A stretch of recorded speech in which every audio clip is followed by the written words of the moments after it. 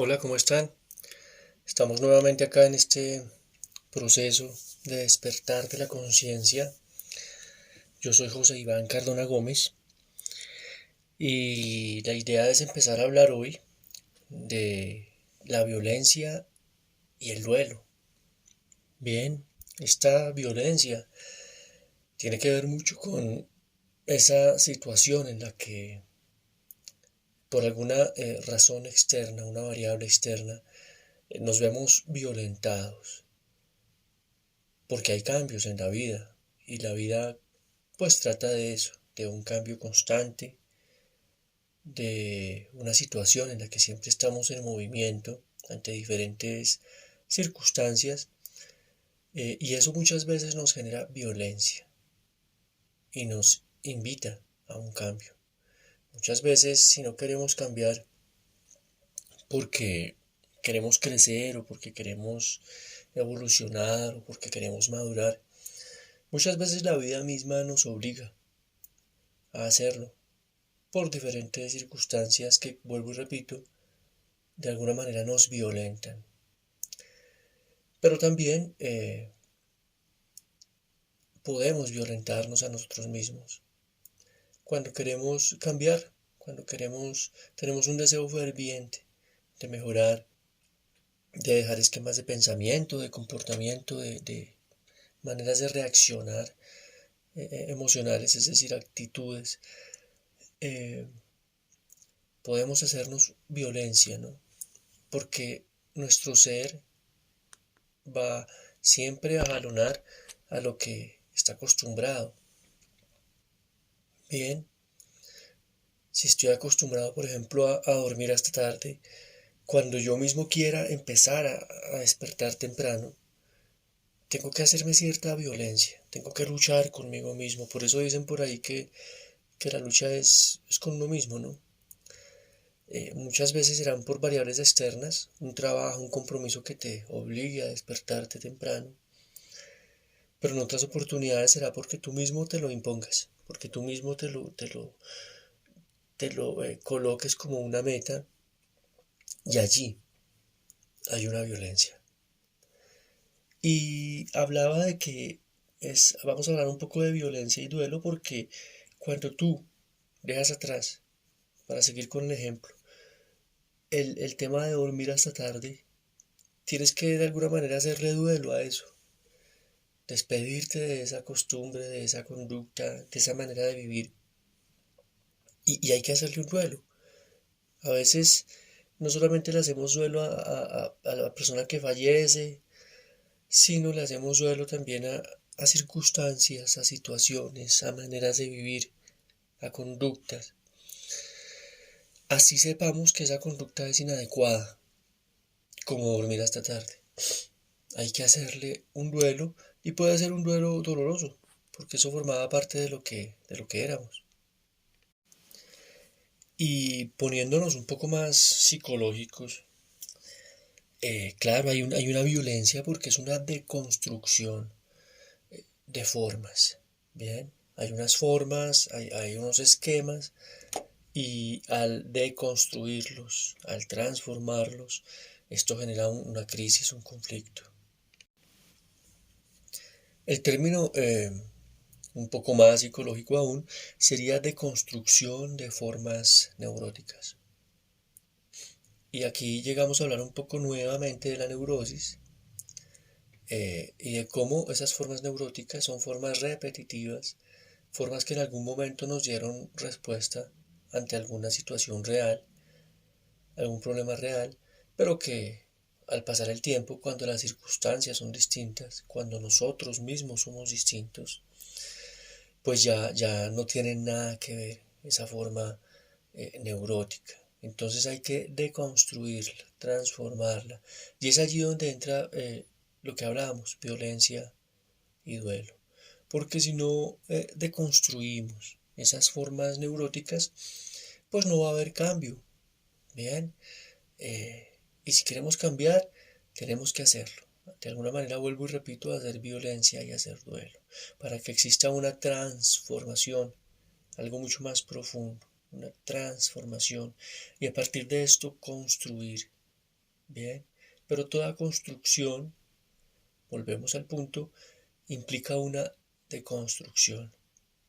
Bien, deconstrucción de formas, de construcción de confluencias, que ya hemos visto esto en nuestras anteriores sesiones y episodios de despertar de la conciencia, cuando hablábamos de mecanismos neuróticos de defensa, ¿sí? Muy enfocados en la terapia gestal. Toca empezar a luchar con estas cosas para deconstruirlas, ajustarlas y poder empezar a generar ese cambio y esa transformación. Hablábamos de la confluencia, ¿no? Ese mecanismo de defensa neurótico donde perdemos los límites de nuestro yo y empezamos a desconocer inclusive el límite del otro y se vuelve algo confuso, se vuelve una amalgama, hay una indiferenciación de fondo y forma y esto pues lógicamente no es algo bueno porque no podemos identificar cosas, no podemos identificar situaciones, no podemos identificar temas que pueden ser muy importantes para nuestra vida. Bien, volvemos al tema, hay que identificar esa forma. Y esto implica liberar energía. Es decir, en términos más coloquiales, hay que luchar, hay que dar la batalla.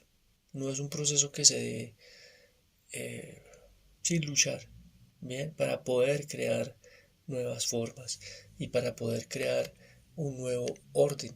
Es importante luchar. Y cuando damos esa lucha, esa liberación de energía, creamos nuevas formas, generamos un nuevo orden y esta forma eh, o formas ¿sí? que fueron creativas y adecuadas en algún momento y necesarias, que se repetían pero se volvieron repeticiones después innecesarias, pueden empezar a cambiarse, ¿no? Empezamos a desestructurar para crear lo nuevo y liberarnos de esa forma neurótica fija.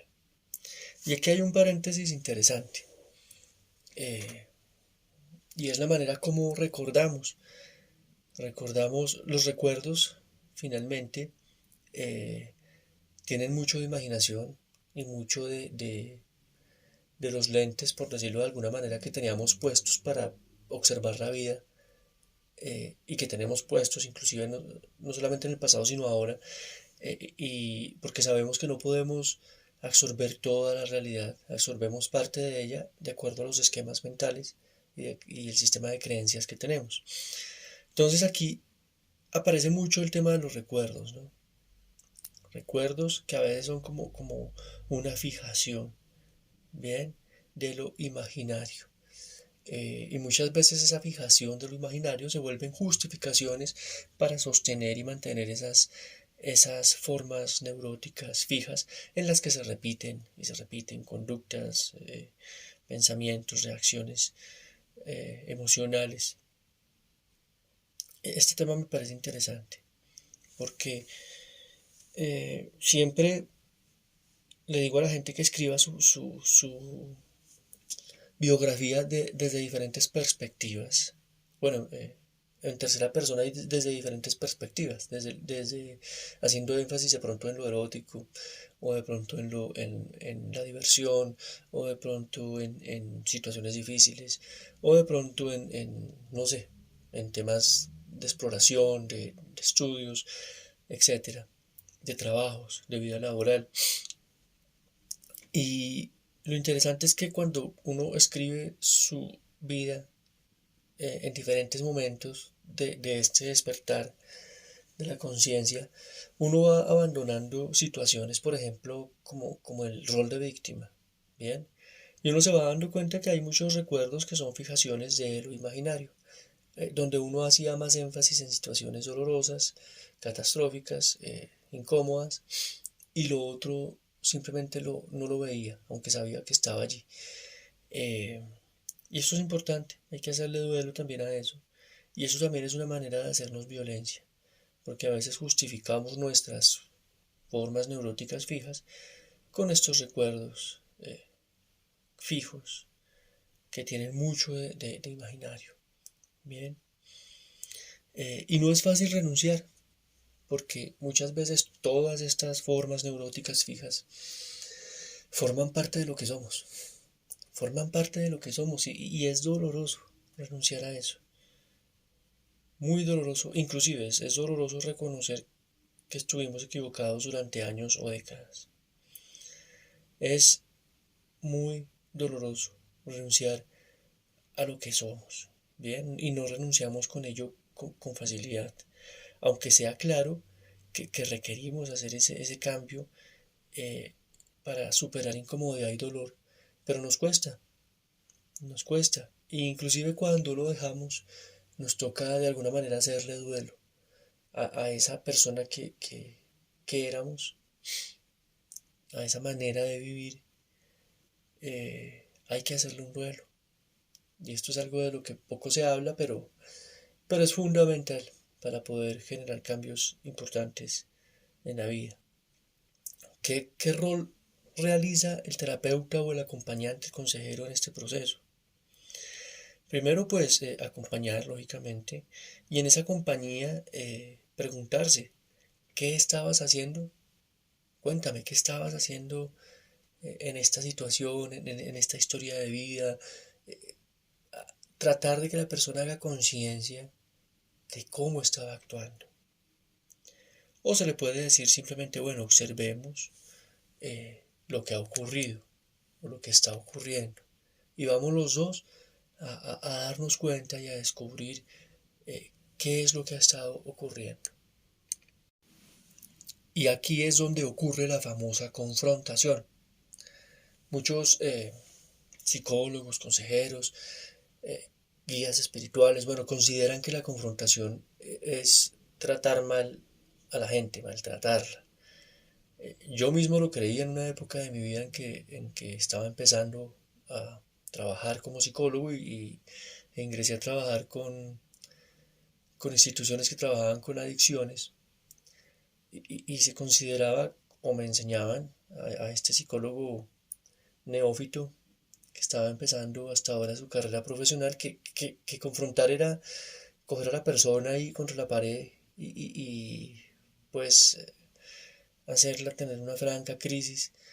Confrontar no es eso, confrontar es como decía, violentar. Pero esa violencia no necesariamente llega de afuera, puede llegar de adentro, de uno mismo, con un ferviente deseo de querer cambiar. Y confrontar es violentar también con argumentos, con preguntas, precisamente como decíamos, cuando el terapeuta le ayuda a la persona a darse cuenta de lo que ha estado haciendo, de cómo se ha estado comportando, de cómo ha estado actuando, de lo que ha estado pasando y de esas formas neuróticas fijas. Allí es donde podemos empezar a hacer la verdadera confrontación.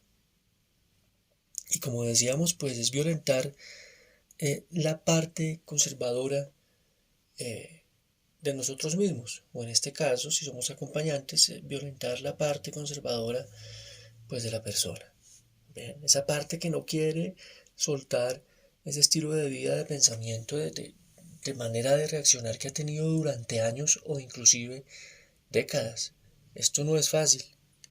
Esto no es fácil. Y para hacer esto hay que tener una secuencia que ya se las voy a compartir. La primera parte de esta secuencia sería que precisamente la persona se dé cuenta de la forma neurótica, que la persona pueda identificar claramente esa forma neurótica que ha estado allí, sí, forma neurótica repetitiva, que pueda descubrir y darse cuenta de eso. Bien, esa sería lo primero. Segundo, segunda parte de esta secuencia, eh, hay que hacer como una detención de la imagen, es decir, de esta forma neurótica para mirarla bien, eh, observarla, comprenderla y, ¿por qué no? Evaluar